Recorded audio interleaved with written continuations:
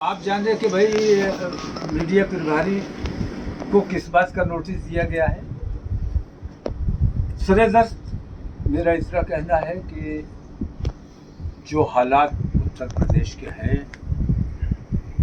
वो किसी से छुपे नहीं हैं और हर बाशऊर आदमी इस बात को महसूस करता है कि ये सब जो कुछ भी हो रहा है ये जुल्म है और जुल्म की इंतहा है। मैं किसी खास की हिमायत या मुखालफत नहीं करना चाहता, मैं सिर्फ इतना कहना चाहता हूं कि विकास दुबे से लेकर आज तक जितने इनकाउंटर हुए हैं उन सबके दोषी अगर कोई है तो सिर्फ एक आदमी है। उस आदमी को 120B का मुल्जिम तो जरूर बनाया जाना चाहिए। जो कहता है कि मिट्टी में मिला देंगे और मिट्टी में मिला देता है, तो उस साजिश में वो बराबर का शरीक है। सिर्फ अरुण को या लवलेश को गिरफ्तार करने से काम नहीं चलेगा, उनके खिलाफ इंक्वायरी बिठाने से काम नहीं चलेगा।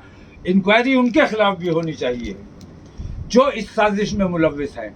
और मेरा मानना यह है कि पुलिस और गुंडे जराइम पेशा तमाम लोगों में एक गठबंधन बन गया है और इनकी सरपरस्ती हुकूमत कर रही है।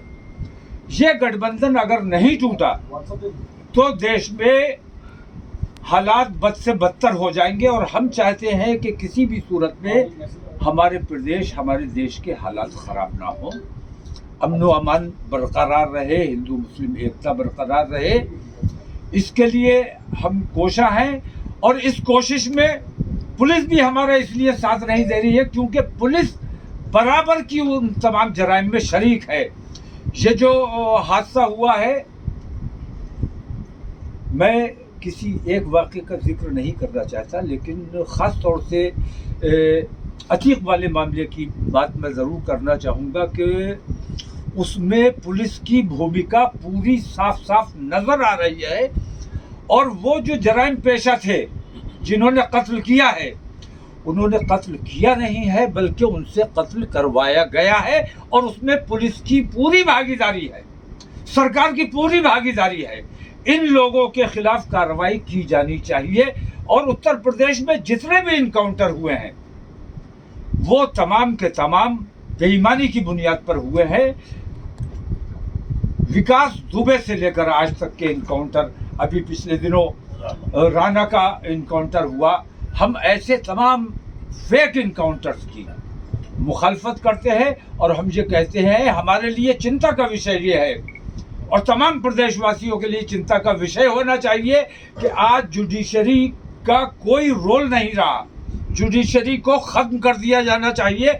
अगर पुलिस स्टेट बना दिया गया है हमारे उत्तर प्रदेश को, गन और बुलडोजर के नाम के जरिए अगर फैसला किया जाना है तो अदालतों की कहीं कोई जरूरत नहीं है।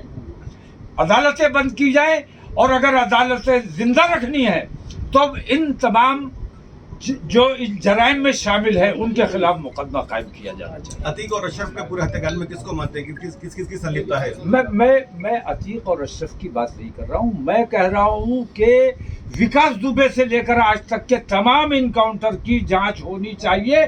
उन तमाम के पीछे सरकार की बेईमानी और पुलिस और गुंडों का, जराइम पेशा लोगों का गठजोड़ सामने आएगा।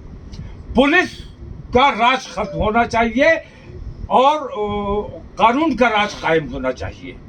पुलिस जिस तरह का रवैया अख्तियार किए हुए किसी को बोलने नहीं देना चाहती, 144 लगा दी, जब चाहे कर्फ्यू लगा दे, जबान की तालाबंदी,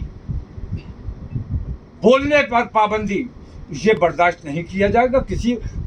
कोई धारा लगा दो, कोई मुकदमा कायम कर दो, कर्फ्यू लगा दो, इंशाअल्लाह हम परसों धरने पर बैठेंगे इन तमाम चीज़ों के खिलाफ कि या तो अदालत को जिंदा रखो या इन तमाम लोगों के खिलाफ जो इन जराइम में शामिल है बराबर के, उनके खिलाफ कार्रवाई करो। सिर्फ बरेली में धरना होगा या पूरे प्रदेश में होगा?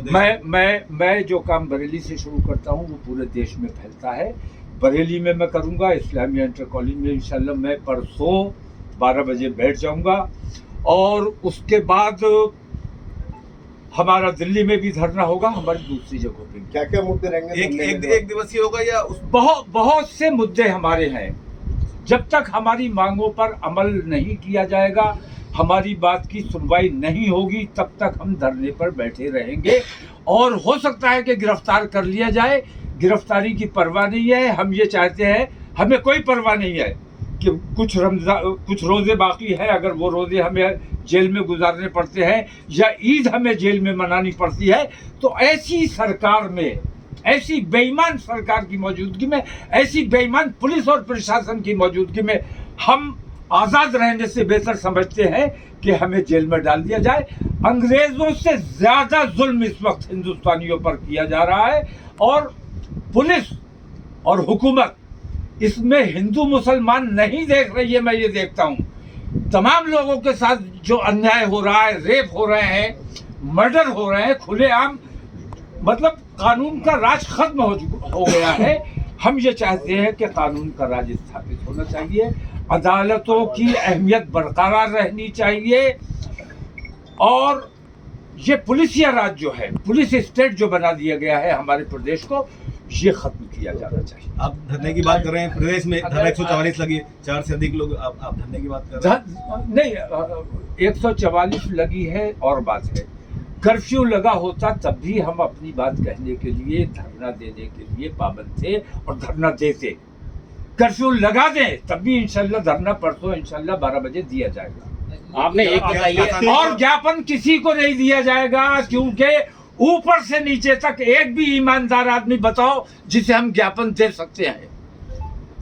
मैं सतपाल मलिक जी की हिमायत करता हूं, पूर्व गवर्नर जम्मू कश्मीर, उनकी हिमायत करता हूं और उनके सवालात के जवाब, मेरे सवालात के जवाब मत दो, सतपाल मलिक के सवाल के जवाब दे दो, मैं उससे संतुष्ट हो जाऊंगा। लेकिन पुलिस कस्टडी में मौत होती है। अगर बात की जाए तो उन पे सैकड़ों मुकदमे दर्ज थे, उन्होंने भी कोई अच्छे काम नहीं ऐसे से मैं अतीक की बात ही नहीं कर रहा हूं, मैं अतीक की बात नहीं कर रहा हूं, मैं तो विकास दुबे से लेकर आज तक की बात कर रहा हूं। जितने इनकाउंटर हुए हैं वो सारे फेक हैं, वो सब झूठ पर आधारित हैं। और अगर आप अतीक की बात करते हो कि उस पर इतने मुकदमे थे, तो और कितनों पर कितने मुकदमे हैं, उन तमाम के साथ क्या ये कार्रवाई की जानी चाहिए? क्या ये कार्रवाई जायज है? जो करवाया गया वो ठीक है? हजरत, आपने मुख्यमंत्री पुलिस की कस्टडी में ये हत्या हुई है, क्या कहना आपने चाहिए? 120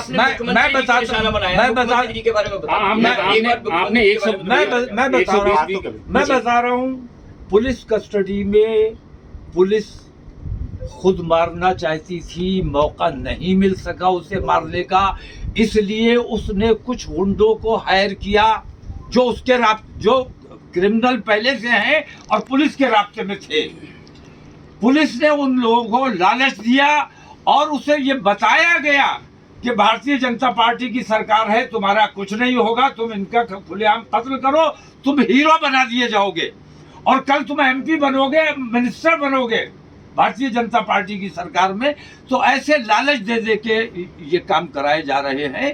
इन तमाम चीजों पर इसकी धार्मिक विशेष के नारे लगे घटना के समय, तो क्या मानते हैं कि हिंदू आतंकवाद से नहीं, मैं हिंदू आतंकवाद से इसे जोड़कर नहीं दे रहा, इसे हिंदू आतंकवाद की तरफ अपना यहाँ पहले रखा जोड़ने की कोशिश की गई है। असल में ये हिंदू आतंकवाद नहीं था, असल में ये हत्या उनकी नहीं थी, क्योंकि उनकी तो जिंदगी, हत्या होकर तो एक तरह से उनको निजात मिल गई। जिंदा रहते उनकी हर वक्त खींचा लेदर होती रहती, यहाँ तारीख हो रही, वहाँ तारीख हो रही, गुजरात जा रहे हैं, इलाहाबाद आ रहे हैं, ये तमाम तमाशे होते रहते और ये इससे पूरी कौम को जलील करते रहते। ये तो एक तरह से मैं ये समझता हूँ कि उनकी निजात हो गई, वरना ऐसी जितनी हत्याएं हुई हैं, मैं एक को भी ये नहीं मानता कि उन्हें इंसाफ मिला है। वो तमाम हत्याएं हैं और हर हत्या अपना इंसाफ मांग रही है, उसे इंसाफ मिलना चाहिए। या तो अदालत इंसाफ करे क्या योगी आदित्यनाथ के सारे वाला क्लियर कर दीजिए, वो जो आपने क्या योगी बात आदित्यनाथ बोली के थी ना, सारे वो पूरा साफ- हत्याकांड साफ- किया? आपने जो सबसे पहले 120 की बात की। मैं बता रहा हूं कि इसमें जांच का विषय है। इसमें जिन जिन लोगों की संलिप्तता है उन तमाम पर कार्रवाई की जानी चाहिए। 120 भी सिर्फ 3 हत्यारों की बात नहीं है।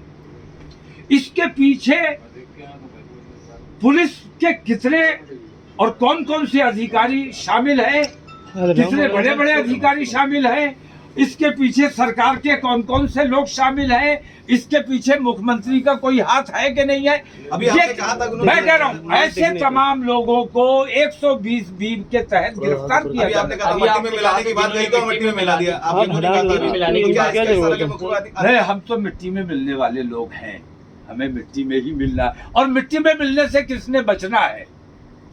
लेकिन धर्म विशेष की बुनियाद पर अगर किसी को निशाना बनाकर इस किस्म की साजिश रची जाती है तो ये बहुत दुर्भाग्यपूर्ण है। और उन्होंने सदन के पटल पर ये बात कही है, हजरत खुलेआम ये बात कही है कि मिट्टी में मिला दिया जाएगा। तो सिर्फ यही मिट्टी में क्यों मिलाए गए? ऐसे कितने माफिया हैं वो तमाम मिट्टी में मिला। मैं नहीं कहता, मैं बिल्कुल तैयार नहीं हूं कि इस किस्म की कार्रवाई और लोगों के साथ हो, लेकिन मुख्यमंत्री जवाब दे और मुख्यमंत्री को इस्तीफा दे देना चाहिए क्योंकि वो पूरी तरह से फेल हो चुके हैं। पुलिस उनके कंट्रोल में नहीं है, प्रशासन उनके कंट्रोल में नहीं है। अगर कंट्रोल में है तो परसों मेरा धरना रोक कर दिखाओ। क्या अपना धरना शांतिपूर्ण तरीके से होगा? मेरा धरना हमेशा शांतिपूर्ण तरीके से होता है। जिस तरह उन 3 मर्डरर ने इस तरह अपने आप को सरेंडर किया है, पुलिस ने एक भी गोली नहीं चलाई जबकि उसको चलाना चाहिए था। तो उस तमाम विषय पर हमें बात नहीं, वो पूरी दुनिया ने देख लिया। हम इस अंदाज में जाएंगे, चाहे अपने ऐसे किराए के गुंडों से हमें मरवा दो, चाहे पुलिस के जरिए हम पर लाठी चार्ज करवा दो, आंसू गैस छोड़वा दो, वाटर कैनन का इस्तेमाल कर लो, जो चाहो कर लो, धरना होगा और होकर रहेगा। और हमारी इन बातों का संज्ञान केंद्र सरकार को भी लेना चाहिए। इस हमारी इन मांगों का संज्ञान माननीय सुप्रीम कोर्ट को भी लेना चाहिए। और हमारी इन मांगों का संज्ञान अगर माननीय आदित्यनाथ में जरा सी भी मानवता नाम की कोई चीज बची है तो उन्हें इस वाक़े की या ऐसे तमाम वाक़यात की जिम्मेदारी लेते हुए अपने पद से त्यागपत्र दे देना चाहिए। हजरत साहब, क्या संविधान खतरे में जिस तरीके से ये घटना हो रही है, कोर्ट में भी, सुप्रीम कोर्ट ने भी इस पे संज्ञान मतलब ले चुकी थी पहले ही, वहां से रिट इन्होंने डाली थी आज तक, जिसमें कहा गया था कि सुरक्षा की मांगी गई। मैं ये कहता हूं कि भाई कहीं कुछ हो जाए, मुझे कोई तकलीफ हो जाए, मैं कहाँ जाऊंगा? मुझे पुलिस के पास जाना है। कहीं झगड़ा फसाद हो जाए, पुलिस का काम है कि दोनों के खिलाफ कार्रवाई करो, जज के सामने पेश करो। बुलडोजर के जरिए और बंदूक के जरिए फैसला अगर होगा तो अदालतों की क्या जरूरत है? अब मैं किसके पास जाऊं जबकि मैं ये देख रहा हूं कि पुलिस ही बेईमानी करने पर उतारू है, बेईमानी कर रही है।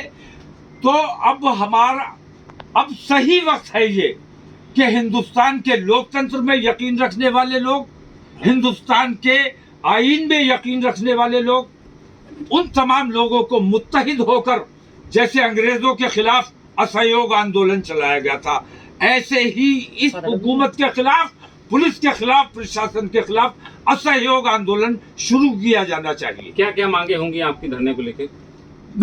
मैं मांगे उसी वक्त बताऊंगा। और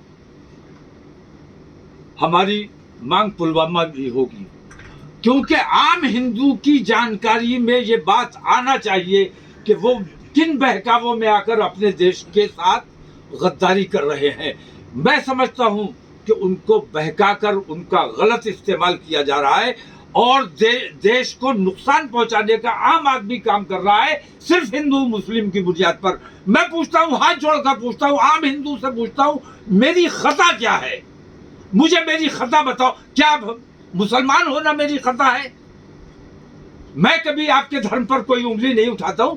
मुझसे आपको क्या तकलीफ है, मैंने आपको क्या तकलीफ पहुंचाई है, किस वजह से मुझसे इतनी नफरत की जाती है कि मुझसे कारोबार करने को तैयार नहीं, मेरे साथ बैठने को तैयार नहीं, मुझसे दोस्ती करने को तैयार नहीं।